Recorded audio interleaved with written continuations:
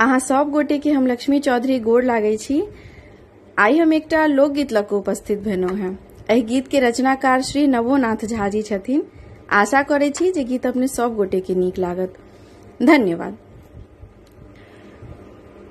उठू उठू हे सखी भेलै परात, सपना हमर सुनो, सपना हमर सुनो, पिया जी के बात।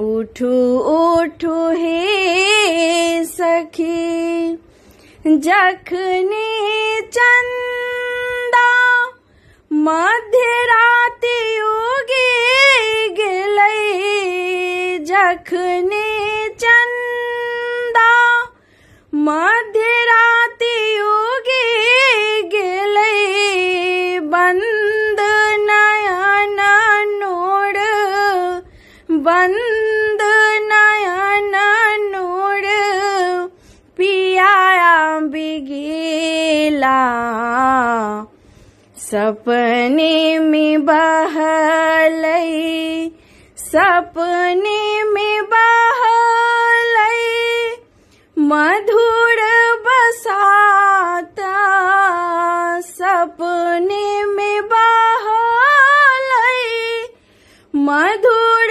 बसाता, सपना हमर सुनो, सपना हमर सुनो, पिया जी के बात।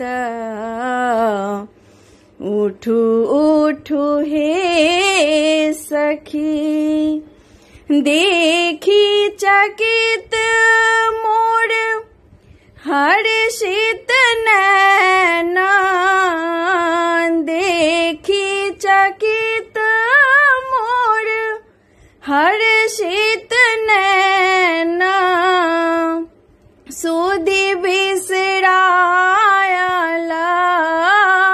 सुधि बिसरायला,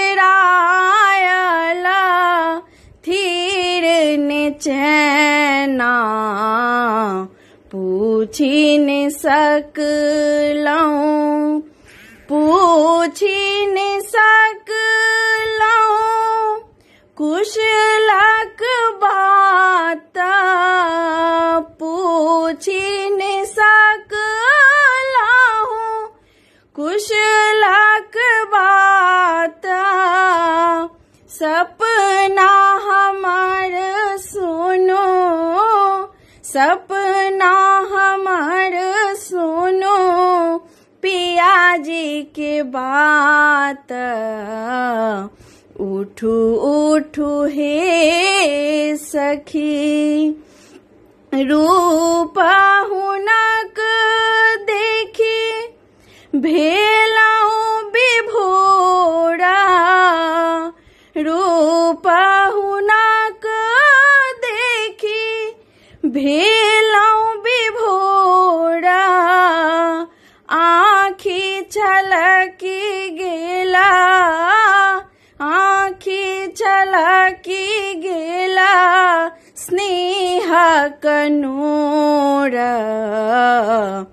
रखले रही गेल, रखले रही गेल, बिछोहक सौगात, रखले रही गेल, बिछोहक सौगात, सपना हमर सुनो, सपना हमर सुनो, पिया जी के बात।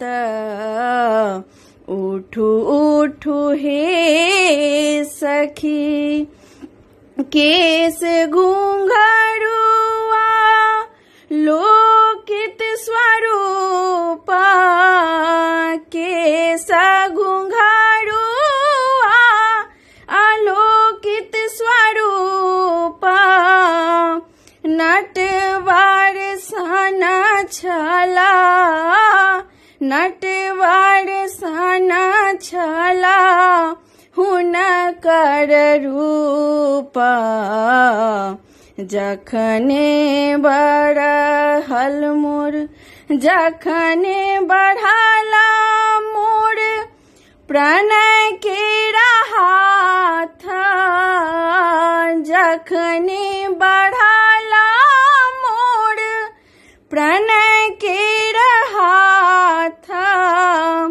टूटी गेला नींद टूटी गेला नींद मोर भेल परात